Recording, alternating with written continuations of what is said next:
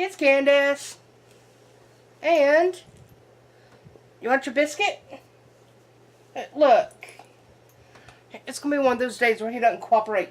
Sit up, sit. Gotta say hi. Look, you big dummy. Go over there. No, don't eat off the. Oh Lord. Good morning, and it's Padfoot and Mooney. Were you Miss Serious? And me. So, video 2 of our, of our Center for Puppetry Arts Dark Crystal Fan Film Festival event, vlog. So, before I show you guys the footage from the part 2 video, just a little introduction about it. This event was well, this part of the event was for something I didn't even know about. I did not even really know all this existed, but apparently the Dark Crystal website every so often holds contests, the different competitions, and which is one going on now that it closes at the end of November. So if I can ever get my house unpacked and straightened out, I might actually do this one, since I do graphic designing. So I might have to get involved with this next one. But this one for this event was a fan film competition, and they wanted people to make a live action or animated short film under 5 minutes that was inspired by the world of the Dark Crystal. And here at the Fan Film Festival, they were going to do a book signing with Jim Henson's daughter, Cheryl, who, if you saw my introduction video prior to this one, such a sweet, sweet lady. Such an honor to meet her. She was doing a book signing for the new book that was just released this week. Then, after the book signing, they were going to do they were going to show the runner-up and grand prize winner films of the fan film competition, and I'm going to read those off to you. Hey, don't get sassy with me, boy. Move. Look, Mr. Sassy Pants. So the grand prize winning film was The Promise, and the runners-up films was Gitch and the Sky Stone, Acosta, the Salvation of Thra, Secrets, The Heart of the Forest, and The Great Conjunction. And then there were 3 special mention films, Fizzy and Frank, Fluff, and The Wanderer. And they were all amazing. And there are several other films as well, and you can view all these on well, you can find a link to them individually on the Dark Crystal website, but they'll just lead you to one album or one playlist on YouTube, and I'll link that below, so you can just see all the films in one playlist album. And then they had some of the filmmakers at the event, and such nice people. The some of the filmmakers from the grand prize winner film was there from The Promise, with a couple of their puppets. I can't remember what one of them was, but one of them was a gelfling type creature called a freeling, and his name was Tristan, which when you watch the video slideshow video, you'll see a picture of him with his puppeteer. And then James Pendleton, who did the film Gitch and the Sky Stone, was there with a couple of his puppets, or a couple of his little creatures. But let's see, and we had Steven and Taylor and Jay, and I've already forgotten the other guy's name that was with them, from a couple of the other fan films, and you'll see them in the video. But it was just really awesome, and hearing about how they made like Tristan from The Promise and some of the other creatures from The Promise.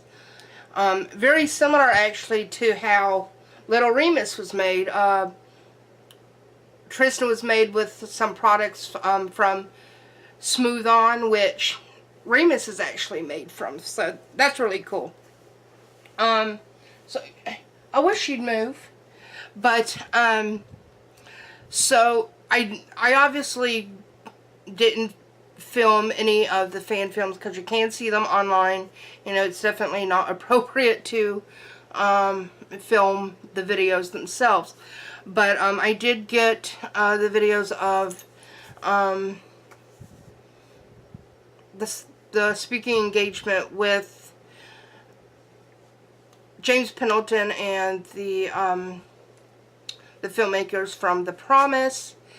And then I didn't know at first if it was okay to film in there at all, so I didn't get Cheryl Henson's beginning part of what she was talking about when she first opened up the fan film part. But she was talking about the new upcoming Netflix series for the Dark Crystal. Pretty much what she said is it is a 10-part event, or 10-part series event. And one amazing thing that I think many of us that our fans were worried about with this series, that she kind of relieved my fears, because I hate that a lot of people are remaking classics and then CGIing it to death. But they are not going to do that with the Dark Crystal series. They're sticking to old school puppets like the original film, and it's not going to be a remake of the film. So that makes me even all the more excited for it. So, but I'm just going to kind of leave it at that. Like I said, I didn't get the beginning of Cheryl's part, but I did get the second half and then the final closing. So definitely check that out.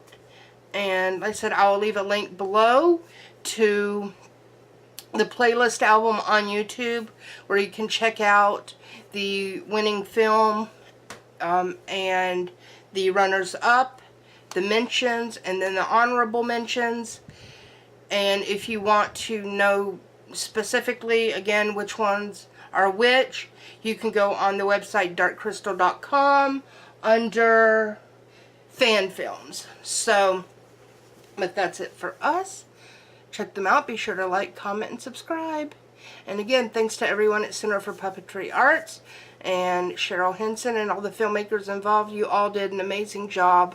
The films were beautiful. I cried through the whole thing, and I don't know if you can hear me on there, but I was like, oh, weeping. So thank you for everything.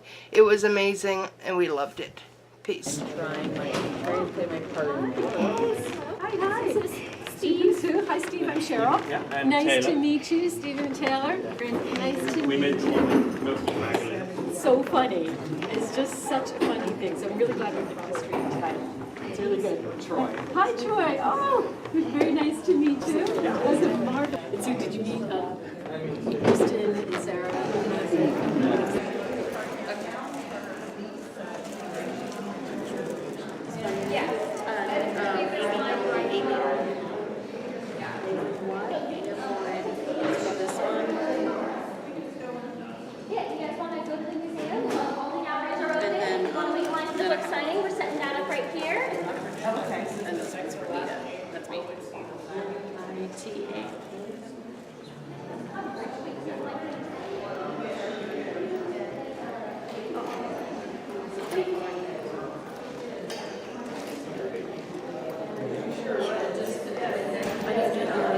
Because it sounded like she was getting too much of it, like the other.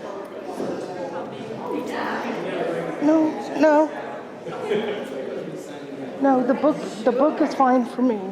Just take care of you. I want you to have some fine. Hi. Hello. Who do you have here? This is baby Remus. He's a werepup. Oh my gosh, she's a werepup? That's so It's a baby werewolf. History of why we're here tonight with the fan films.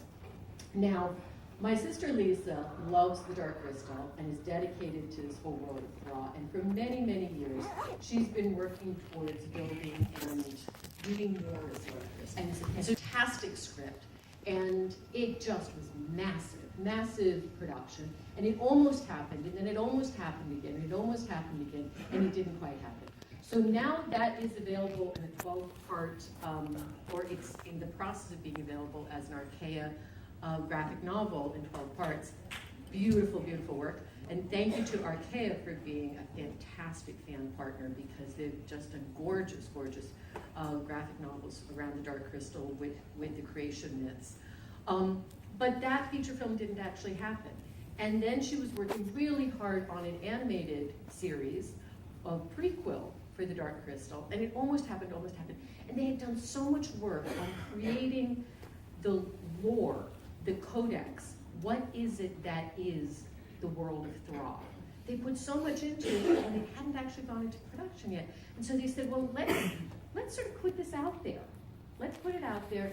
How about if we do a fan site called darkcrystal.com, and we're going to put out all the information we know, everything that has been agreed on by these different producers, different writers, different showrunners, and we're going to put it all out there, and we're going to see what the fans make of it.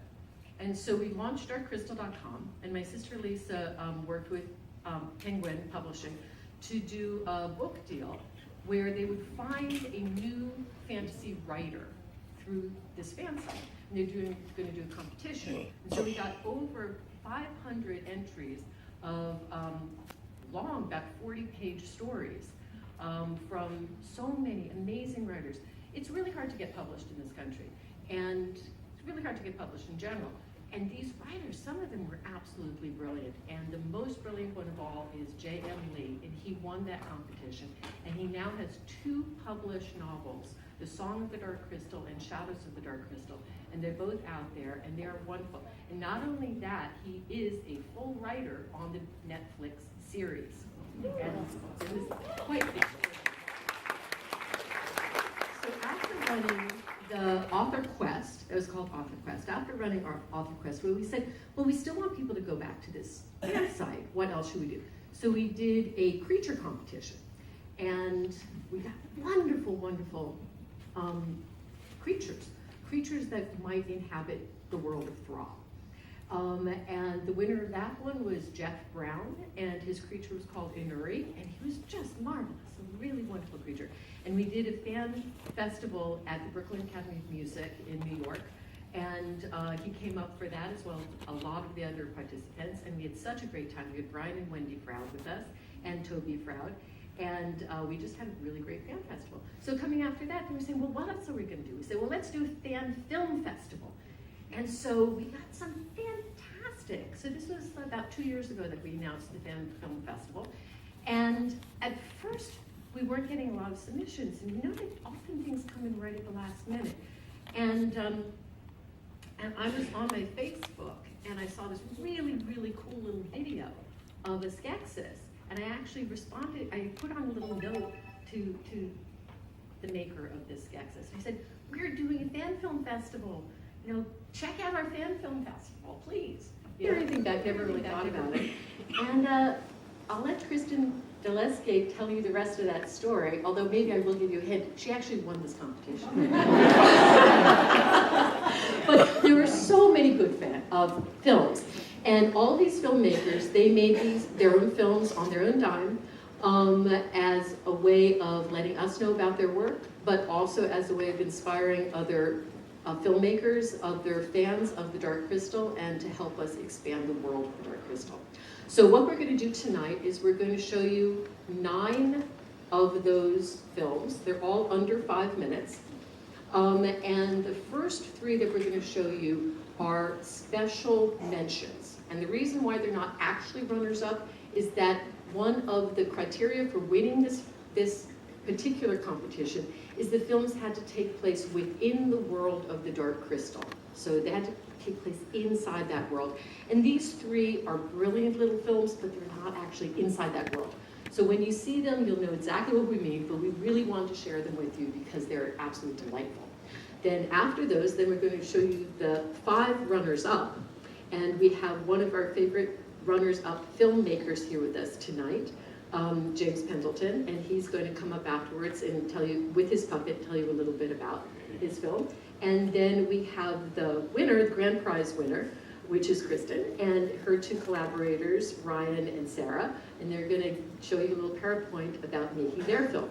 And actually, I forgot to mention that one of our special mention filmmakers are here tonight. Here we go. And call out your names because I'm so bad at names.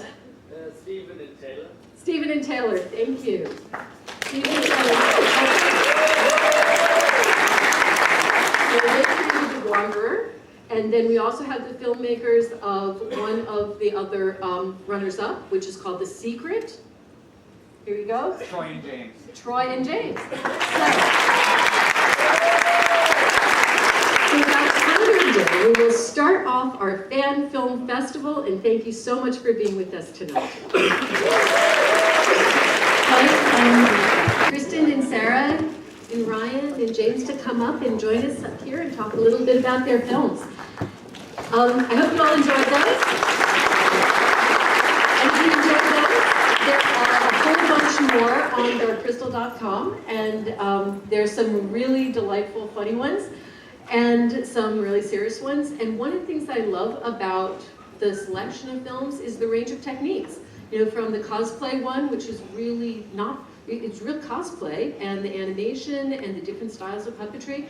And a couple of them you might notice when you look at the final credits. There's one, the Akaska, where it's one name. There are many, many credit lines, and it's all one name. Every single puppet, every single builder.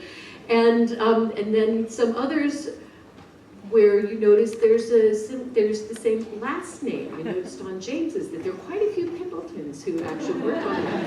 And some of the ones that are not in this lineup, you can actually see entire families got in on it. And you've got, you know, the 4 kids all puppeteering, and you've got the parents. So there really is a delightful selection on darkcrystal.com, and I hope you get a chance to see some of those too. So I want to welcome James Pendleton, who's going to tell us a bit about his film first, and then after we'll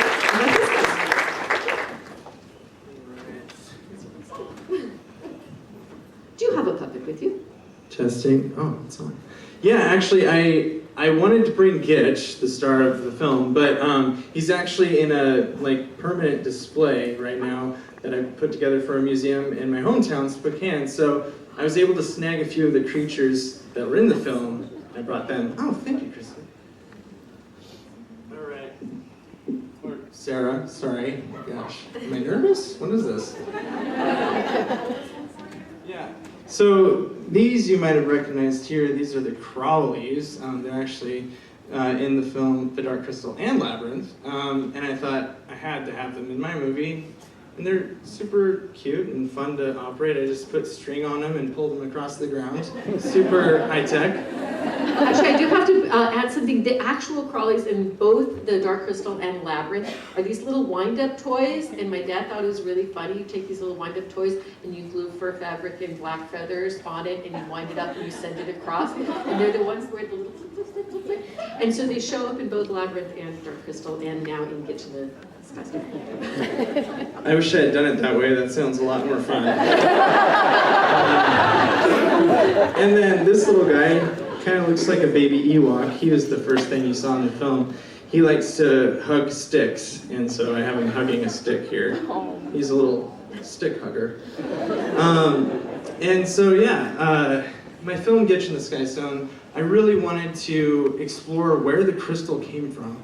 It doesn't really talk where it came from online or in the original film. It just says that it originated deep within Thra, like as the planet was, young, before the age of innocence. And I thought, I want to explore that age, the ancient age. And so I thought it'd be fun to have this little ground-dwelling creature that lived underground, and he would come up at night and collect stones to create his environment underground to be more beautiful. And so that's where I started, and I thought, the sky stone, the crystal could have come from the sky, because if you know the Dark Crystal lore, the Urskeks, they come from the heavens searching for this crystal that's supposed to restore them, because the one on their planet, they are exiled. And so I was like, I'm going to go with that. And so I love the idea of having the Dark Crystal, the main source in the film that divides and then unites, coming from the most innocent and unlikely of sources, way back before anyone even knew about it. So that was where I went with my concept, and that is how the crystal was formed in my film, and that's what you saw tonight. So thank you for coming. Really appreciate it. I brought some bookmarks of Gitch, so if you guys got one or didn't get one and want one, talk to me afterwards. So thanks again. Thank you, James, for coming. And now I'm going to introduce, come on in, Kristen. And I don't know if you guys want to sit, or I suppose I'm going to let you guys be closer in. Here we go. Testing. Kristen, Ryan, and Sarah. Hello, everybody. So, here we are. Maybe I should stand, I don't know, so I can see the presentation a little bit better here. So, yes, we made the promise. A little bit of background on how this all came about. We had maybe about 6 weeks to pull that together, and there was a lot of puppets. But we really wanted to do some sort of prequel that happened right before the film, and just kind of showing how nasty the Skeksis really are, the baddies of the film. And we came up with a concept of showing other species besides the Gelfling. And I know that the Freelings are very reminiscent of the Gelflings, and they're relatable enough, and that was sort of the intention there. But yeah, let's go ahead and start with the first slide. So let's get into the story. So it was very important to show a glimpse into the world of the Dark Crystal, in terms of filming on location and doing all the set dressing to really make it feel like a fully immersive experience. Because when you watch the film, it's like you're in another world, and it's total escapism, and it's beautiful. And I really wanted to try to recreate that as best as I could in our basement and our living room at the equestrian center that the folks there were nice enough to let us use. And we wanted to have a strong moral in the story. And we also kept adding things on as we were filming, because we had such a tight schedule. We were like, well, how about this? How about that? And it was a very collaborative experience. It was amazing. We had a great team, and we all kind of put out different ideas. And so that whole montage scene kind of came together at the last minute, and it worked out beautifully. And so yeah, let's move to the next slide. So creature design, and Sarah can talk a little bit about this too. Absolutely. We sat down one night with a pad and paper and just started doing some sketches, and we knew that we wanted these characters to like she said, be reminiscent of the Gelflings, but also be a little more wild, a little more exotic, but still have some of those same characteristics. And early in the game, we were calling them wildlings, which turns out is a Game of Thrones thing. So we're like, oh, we can't go with that. We better change to something else. So we all, the three of us sat down one night and started doodling. Ryan was in on it too, and we all just passed it back and forth. It was very collaborative. We looked a lot at the Froud sketches and drawings and stuff. We were very inspired by Wendy, Brian, and Toby's artwork. Yes, we definitely did our homework. We did a lot of research first, and then we put that all away, and then we sat down and came up with something original. So, yeah, it was very collaborative. We started out with Arden, the older kind of mystic leader. Not, I don't want to say mystic, on the left. but yeah, on the left. The older character, kind of the tribal elder, if you will. And then went from that to Tristan, the main character, you know, being a little younger, a little more of a free spirit. And Arden sort of ended up looking like Steven Tyler a little bit. Yeah. We've been calling him Steven Tyler ever since. He's got the hair, he's got the attitude, he's got the kind of hippie flavor, so. Very fun. Yes, but yeah, we'll move on to the next slide. Oh, here we go.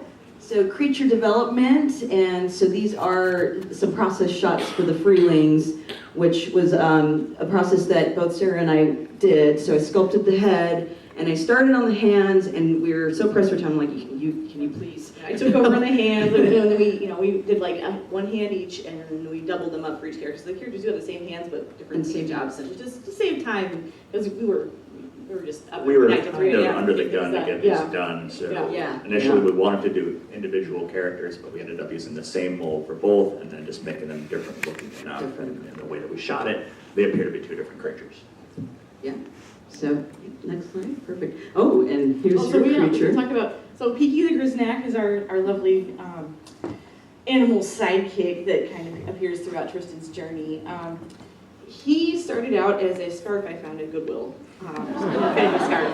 And I loved the fur texture. I thought it was great. I didn't know what I was going to do with it, but I brought it home. And as we were cooking up ideas for characters, I started looking at the scarf, and I was like, you know what?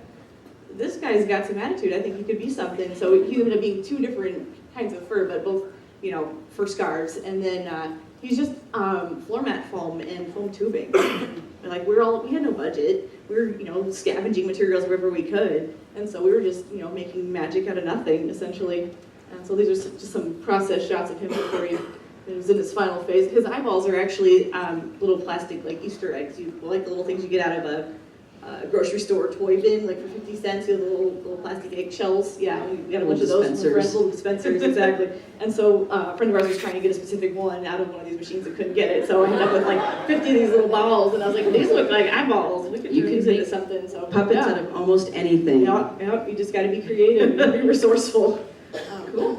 Move on to the next slide. Oh, and the walkers, which you only see for about 30 seconds. These started as another project that ended up getting scrapped, and so we had all these pieces around. We thought, okay, let's see if we can make some huge walk-around creatures that are similar to the Landstriders.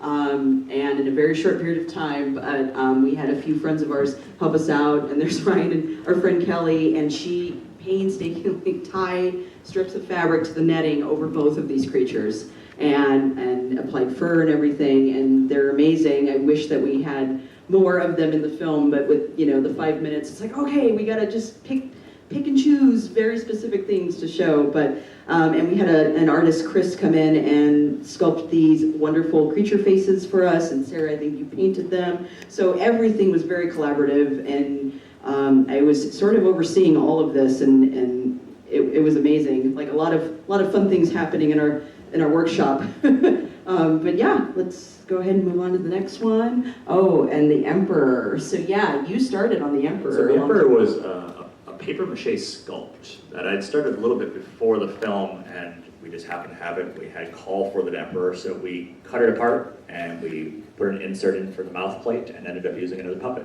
It's, again, very briefly in the film, but it took a long time to complete. We were kind of under the gun of basically once we finished a creature, we shot with it. Yes. Yeah. And actually, the Emperor, Ryan had it all pretty much done, but it wasn't quite up to the detail of the film. It was a party prop. We had it sitting around for another event, And so we actually went back in and did a bunch more little detail work on the face and added little pearls and all that stuff. And he's only done on one side. His other side of his face is not finished. And yeah, little known fact, the blooper reel, and so they had to flip flop some of the scenes, so you can see in a couple scenes where he has the unpainted eye. It's like, oh, but you know, it's stuff that happens sometimes when you're rushing. But and our friend Kelly sculpted that wonderful hand, and that was amazing for that one scene. I was like, we have to have a different hand. If you noted and watched the film again, when the hand comes up, it's very much trembling. Like it's supposed to be an older Skeksis. He's dying. He's addicted to the essence. He's just trembling. That hand weighs about 25 pounds, so that was just me trying to hold it up. Oh, So- your trembling is great. I can't hold this up. All right, next slide, please. All right. Oh, environmental creatures. I love this. So our original plan, we of course wanted like tons of puppets and environmental creatures and try to recreate some of those scenes from the film, but there's no way that we could do all of that. There's so much life in the film. Every single shot, there's always like 3 or 4 other things moving around in the background. And, you know, it's a huge undertaking. Yeah, absolutely. And so if we could just have a hint of that, just something that shows that this world is alive. And so we came up with the idea. If you recall from the original film, there's a scene where I think Jen is passing through and there's some creatures running in the foreground. And there's these flowery plants and they suck down inside real quick, make this great, wonderful sound. That was the concept behind this. These kind of shoots, it's a colorful plant in the background, and the little crab creature comes up to it, like it's drawn in and it's startled. Crab glove, as we call him, because he's a gardening glove with pieces of fruit. But no, I mean, it's great. Okay, set design, yes. And so this was actually our living room. And we did a lot of set dressing and drapery and all of this for few moments, but it was totally worth it. And you can see we made a throne there and lots of fun. We even brought actual dust and dirt in and blowing it over. Lots of cleaning afterwards. But yeah, it was great. It was a lot of fun decorating for that. Let's go ahead to the next slide. Oh yeah, here's some more props.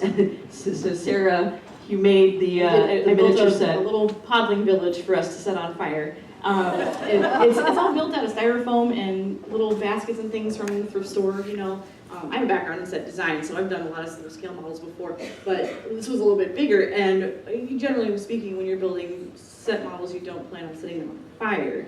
And this one actually held up for 2 takes, so I was pretty proud of that.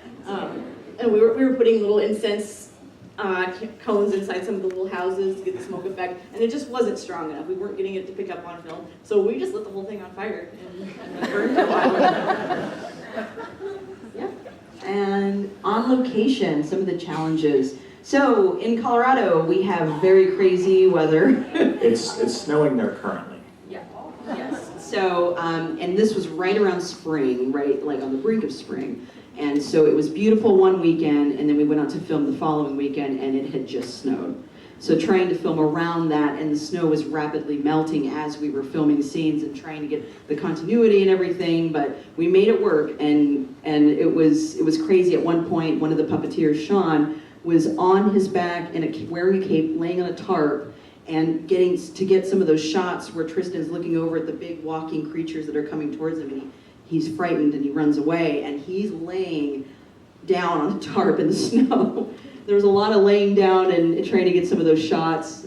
Well, and there again, you know, he was like giving a little shiver because it's cold, you know, and our cinematographer was like, that shiver is great, keep doing that. He's like, I can't stop. Well, and then the sun came out. It was overcast and he had his little hood on and it worked for that moment, and then the sun came back out. He's like, oh, okay, we gotta change it, you know, and you just have to roll with it as things change, but yeah, no, it worked out, and he loved setting things on fire, apparently. Or Kelly, our pyro of a meeting. Yes, lots of fire in this movie. It's a real fire. Yeah, real fire effects, and that's in that photo there is our director of photography, Jason. He did a brilliant job, just wonderful. Oh yeah, and you can see here in this photo where Ryan's lying on the ground, and then Sean's assisting with one of the hands, so literally just getting right into it. You have to be comfortable with yourself and the others around you. You do. It's close quarters, but it's worth it for the shot. So, and I think that concludes the presentation. I think the last thing we had is, do we have another little special guest? We can bring him out in a second. Uh-oh. We have a couple of the puppets with us if you'd like to meet them. Would you like to meet them? Do we have time for that? Are we done? Actually, as they're getting them, Kristen, would you tell people what your job is right now, has been the last 2 months?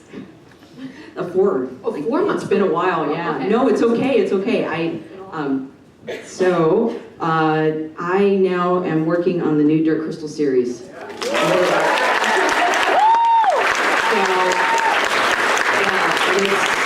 I'm very, very, very lucky. It's been an incredible experience. I'm still currently working there,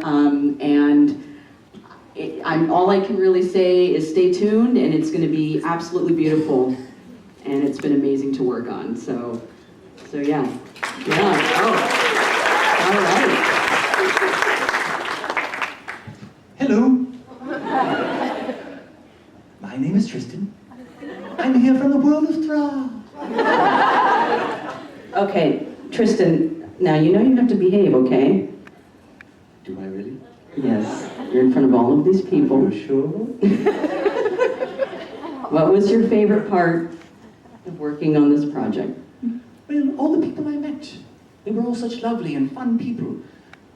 I can't pronounce their names very well. I have a great deal of difficulty with human names. They're trouble for me. I can't pronounce them quite rightly. I believe the director, that's her. Okay. Is it crispy dull pastries? No. Tristan, no. And then Okay. saran wrap tablets. No, okay. Well, it's great to be here in my Atlanta, George Washington. All right. And who's this over here? So we have Pinky the Grizzneck over here. He does not talk. He's just here for the snacks. He's waiting for, if somebody's got a treat out there for him, he'd be so happy about that. It's better that he doesn't talk. We prefer it that way. Shut up, you. Never feed them. They will follow you everywhere for the rest of your life. Never. Terrible little creatures. Get up.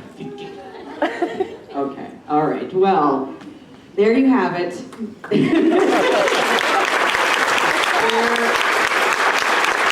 Thank you so much for coming out and seeing all of the films. It's just been wonderful. Now, I actually think that we had like 5 minutes to take questions, but only just a couple of questions if anyone has a specific question for one of our filmmakers.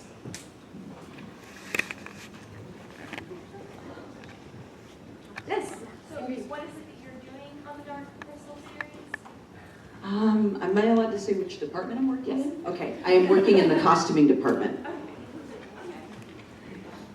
And the costumes are spectacular, because as you know, the costumes are so much of the personality of the characters come through in the costumes. They're spectacular. What's Tristan made of? Oh, yes. Magic and love. No, that was the fake answer.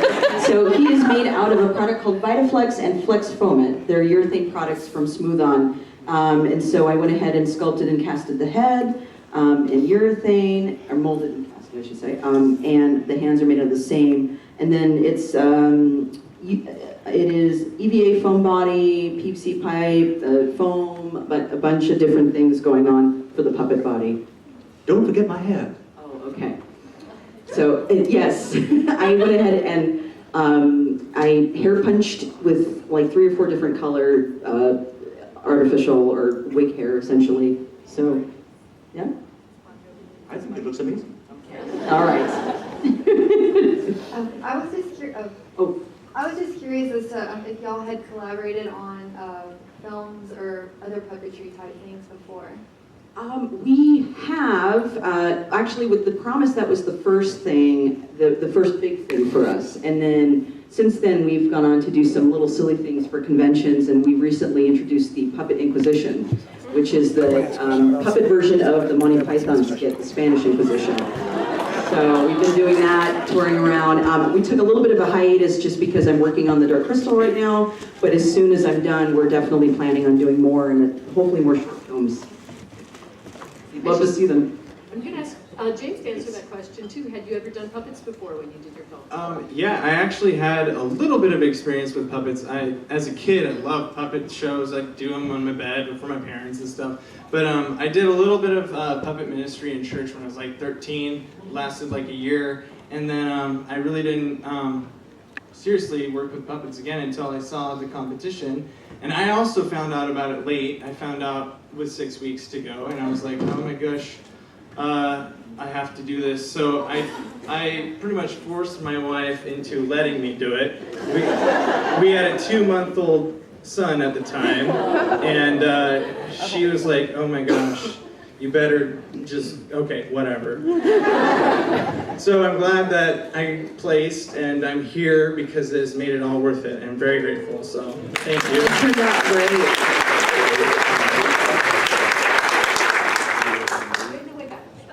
Will Tristan be in the new Resistance series?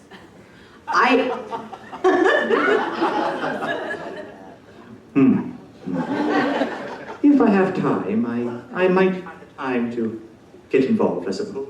No, I would love for the Freelings to be a part of it. That there wasn't really much discussion about that, but I doubt it. But that would be cool. I will say that all of the new characters for Age of Resistance are designed by Brian Froud. Yes.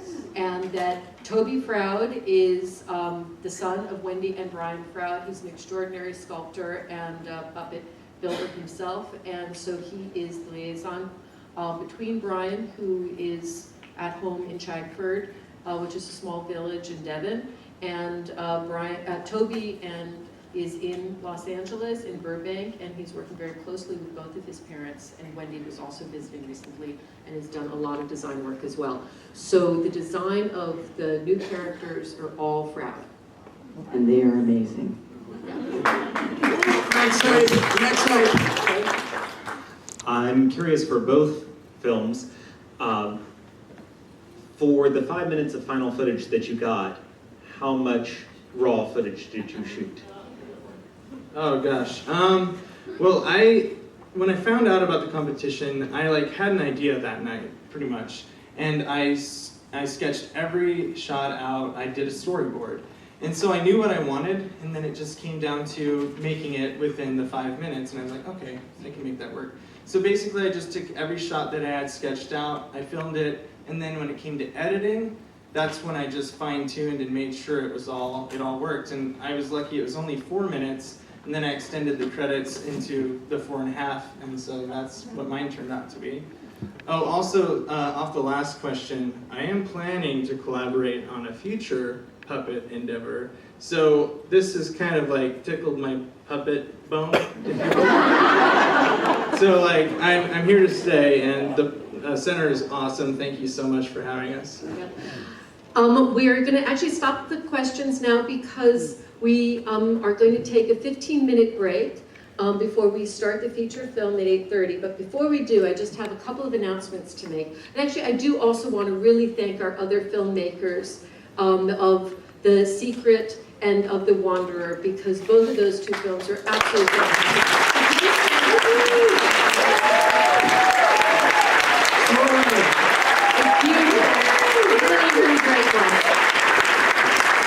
Thank you very much for journeying to be with us here today. From Toronto and from Michigan? Yeah, Michigan. From Michigan, from Toronto and Michigan. So thank you so much. So one big announcement we have is that the Center for Puppetry Arts, the next exhibit after Labyrinth, the last day for Labyrinth is tomorrow. The next exhibit will be on Indian puppetry. And the next exhibit after that will be Dark Crystal. We'll be coming back. Come back to see Indian puppetry and come back to see the Dark Crystal special exhibit that will be here. The other one is a slightly odd announcement that I'm not exactly sure what to make of, except I think that we need to make it.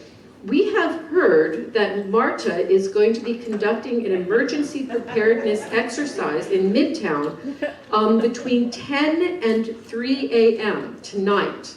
So we want to warn you all that Marta might not be the best way to get home after 10 o'clock.